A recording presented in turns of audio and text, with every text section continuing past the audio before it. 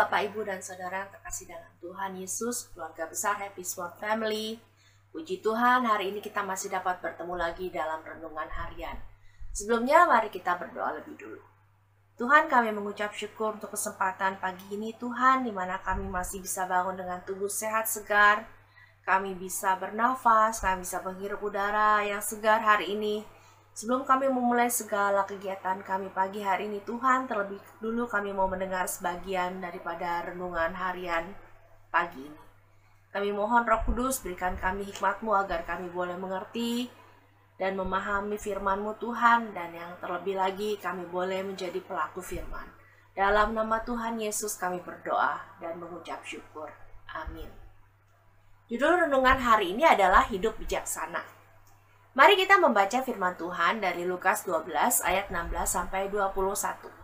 Kemudian dia mengatakan kepada mereka suatu perumpamaan. Katanya, ada seorang kaya, tanahnya berlimpah-limpah hasilnya. Ia bertanya dalam hatinya, apakah yang harus aku perbuat sebab aku tidak mempunyai tempat di mana aku dapat menyimpan hasil tanahku? Ia bertanya dalam hatinya. Lalu katanya, inilah yang akan aku perbuat. Aku akan merombak lumbung-lumbungku dan aku akan mendirikan yang lebih besar dan aku akan menyimpan di dalamnya segala gandum dan barang-barangku. Sesudah itu aku akan berkata kepada jiwaku, jiwaku, ada padamu banyak barang, bertimbun untuk bertahun-tahun lamanya. Beristirahatlah, makanlah, minumlah, dan bersenang-senanglah. Tetapi firman Allah kepadanya, hai engkau orang bodoh, pada malam ini juga jiwamu akan diambil daripadamu. Dan apa yang telah kau sediakan, untuk siapakah itu nanti? Demikianlah jadinya dengan orang yang mengumpulkan harta bagi dirinya sendiri, jikalau ia tidak kaya di hadapan Allah. Bapak, Ibu, dan Saudara sekalian, keluarga besar Happy Sword Family, belakangan ini kita mendengar banyak orang yang meninggal. Sebetulnya meninggal itu hal yang biasa, karena setiap orang akan mengalaminya.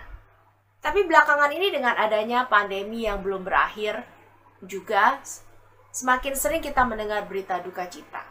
Kadang kita tercengang-cengang saat mendengar ada seorang yang meninggal, karena baru kemarin kita bercakap-cakap dengan orang tersebut. Sungguh, saat ini kita tidak dapat memprediksi tentang kematian. Kematian bisa terjadi di mana saja, kapan saja, pada siapa saja. Firman Tuhan mengatakan dalam Mazmur 90 ayat 12, ajarlah kami menghitung hari-hari kami sedemikian, sehingga kami memperoleh hati yang bijaksana. Jangan sampai kita menjadi orang kaya yang bodoh seperti yang digambarkan dalam Lukas 12 ayat 16-21 tadi. Orang tersebut sudah berhasil dalam hidupnya. Ia sudah bekerja keras sehingga ia menjadi sangat kaya. Sehingga dia tidak mempunyai tempat lagi untuk menyimpan seluruh kekayaannya karena terlalu kayanya dia. Tapi orang kaya ini tidak hidup dengan bijaksana. Dia tidak pernah mencari Tuhan dalam hidupnya. Dia terlalu mengandalkan dirinya, dia terlalu sombong, dia menganggap dia tidak perlu Tuhan karena semua yang dimilikinya adalah hasil kerja kerasnya. Tapi apa yang dikatakan oleh firman Tuhan? Pada malam itu juga jiwanya diambil daripadanya. Dan setelah jiwa itu diambil, masih adakah orang kaya yang bodoh itu? Dia sudah tidak ada lagi. Dia sudah menjadi jenazah yang tidak bisa bergerak, tidak bisa berbicara, tidak bisa berbuat apa-apa. Kemudian, untuk apa semua kekayaannya itu? Apakah dia masih dapat menikmatinya? Tentu saja tidak. Pada saat jiwanya diambil, dia tidak bisa bergantung pada hartanya lagi. Dia tidak bisa bergantung pada apapun lagi karena dia sudah mati. Firman Tuhan pada pagi ini mengingatkan kita untuk menggunakan setiap detik, setiap menit dari hidup kita dengan bijaksana di hadapan Tuhan. Hidup ini adalah anugerah Tuhan. Sungguh-sungguh anugerah dari Tuhan. Jadi kalau hari ini kita masih dapat hidup, bernafas tanpa memerlukan tabung oksigen, dapat berdiri, berjalan, bergerak ke sana kemari dengan bebas, kita masih dapat berpikir, kita masih dapat bekerja, kita masih dapat menikmati makanan dan tidur enak. Semua itu adalah anugerah Tuhan yang harus kita syukuri setiap saat, setiap waktu. Mazmur 103 ayat 15-16 mengatakan, adapun manusia hari-harinya seperti rumput. Seperti bunga di padang, demikianlah ia berbunga. Apabila angin melintasinya, maka tidak ada lagi ia dan tempatnya tidak mengenalnya lagi. Seperti itulah kehidupan manusia. Ya, begitu juga dengan kehidupan kita saat ini. Saat kita sudah menutup mata, apalagi yang dapat kita harapkan? Orang-orang yang masih hidup hanya akan mengenang kita, entah karena kebaikan kita, entah juga karena kejahatan kita yang kita lakukan selama kita masih hidup. Mereka memang akan bersedih, tetapi hanya sementara saja.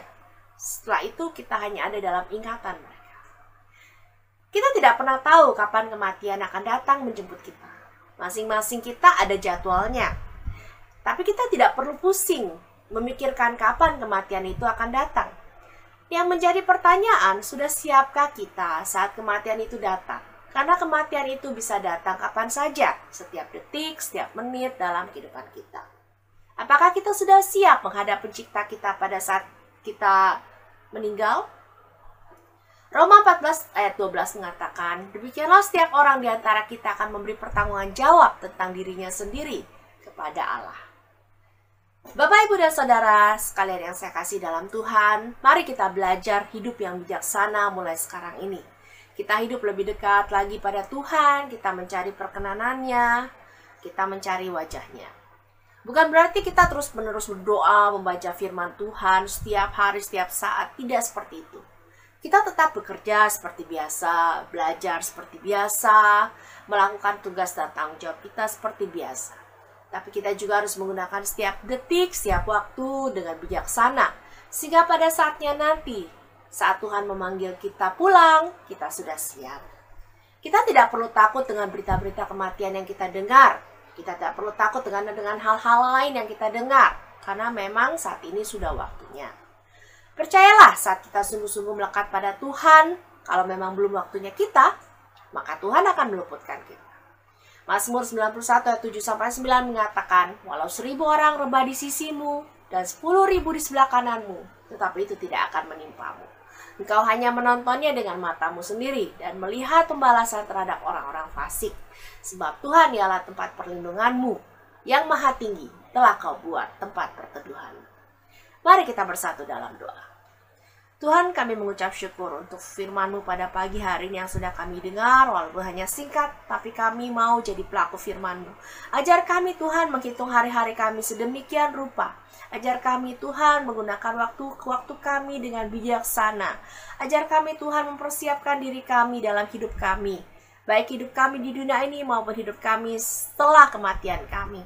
Agar kami pada saatnya nanti kami bisa bertemu dengan Engkau ya Tuhan Juru Selamat kami.